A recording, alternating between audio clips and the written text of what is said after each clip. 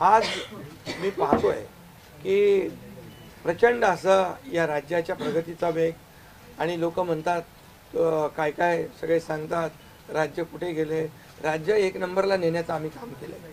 कारण मला आठवतं आहे की जेव्हा अगोदरचं आमचं महायुतीचं सरकार होतं, देवेंद्रजी मुख्यमंत्री होते, तेव्हा राज्य पुढे होतं आणि गेल्या 2.5 वर्षामध्ये, मागच्या 2.5 वर्षात आमच्या राज्य 3ऱ्या नंबरला गेलं.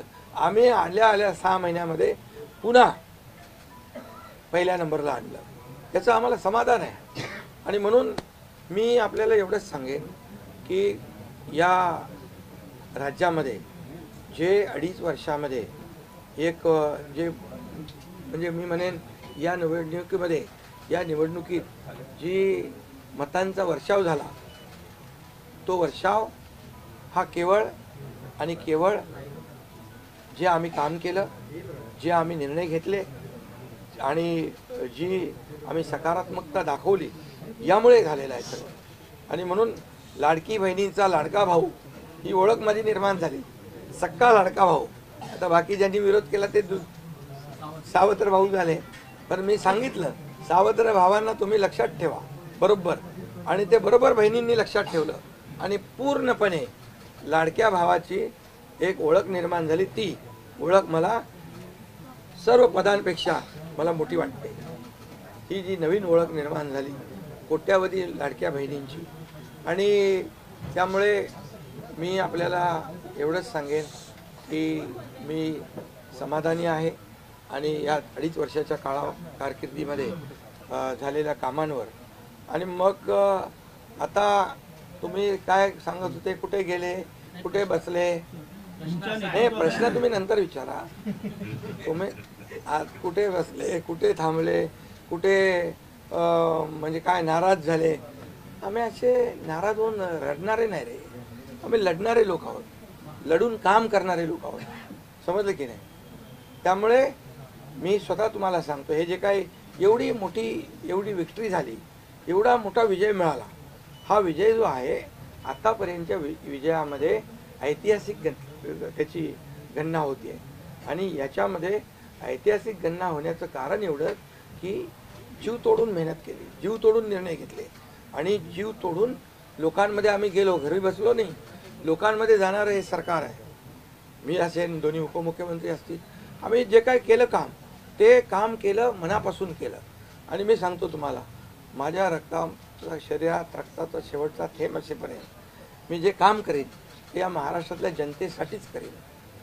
आणि दुसरी गोष्ट, या ठिकाणी मला काय मिळालं यापेक्षा महाराष्ट्रातल्या जनतेला काय मिळालं, महाराष्ट्रातल्या जनतेच्या जीवनामध्ये काय सुख मिळालं, काय आम्ही आज देऊ शकलो आनंद, हा आमचा उद्देश होता. आणि आज मला आनंद आहे, लाडक्या बहिणी, लाडके भाऊ लागले अप्रेंटिसशिपमध्ये, 6,000, 8,000, 10,000 रुपये त्यांना महिन्याला मिळायला लागले, वयोश्री योजनेतून मिळायला लागले, सगळ्या योजना आहेत. आज लाडक्या बहिणी सांगतात आम्हाला औषधाचे पैसे, आम्हाला मुलांच्या फीचे पैसे. काही लोकांनी तर छोटा मोठा व्यवसाय केलाय चालू. एक जी काही ओळख निर्माण झाली ही त्याला फार नशीब लागतं. आणि म्हणून आज लोकप्रियतेमध्ये पण तुम्हीच सगळ्यांनी अंदाज काढले, सगळे लोकप्रिय मुख्यमंत्री का काय, ते सगळं ते काय, मी काय लोकप्रियता मिळवण्यासाठी काही काम केलेलं नाही का, माझं मोजमाप व्हावं म्हणून मी काय काम केलेलं नाही.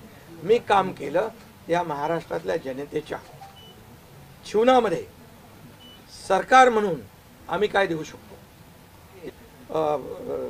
धरून ठेवणं, ताणून धरणं असल्यातला माणूस नाही आहे. मी सांगितलं, माझ्या सगळ्या पदांपेक्षा सक्का लाडका भाऊ हे पद आहे. नवीन ओळख जी आहे ती एक नशिबाने मिळते, मोठी आहे. आणि म्हणून मी स्वतः काल आदरणीय प्रधानमंत्री मोदी साहेबांना मी फोन केला होता. मी त्यांना फोन करून सांगितलं की सरकार बनवताना, तुम्हाला निर्णय घेताना कुठलं काही असं अडचणीचं आहे किंवा अडचण आहे माझ्यामुळे किंवा आणखी कुणामुळे, हे कधी मनात आणू नका.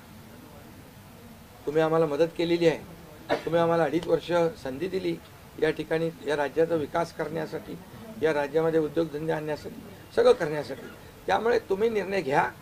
तुम्ही तुमचा निर्णय जो आहे तो निर्णय एक बाबा महायुतीचे म्हणजे प्रमुख म्हणून किंवा NDA, आमचे NDA देशामध्ये NDA आणि महाराष्ट्रात महायुती, त्यामुळे तुम्ही घेतलेला निर्णय हा जसा भारतीय जनता पक्षासाठी असा जसा अंतिम असतो तसा आम्हालाही तो अंतिम आहे.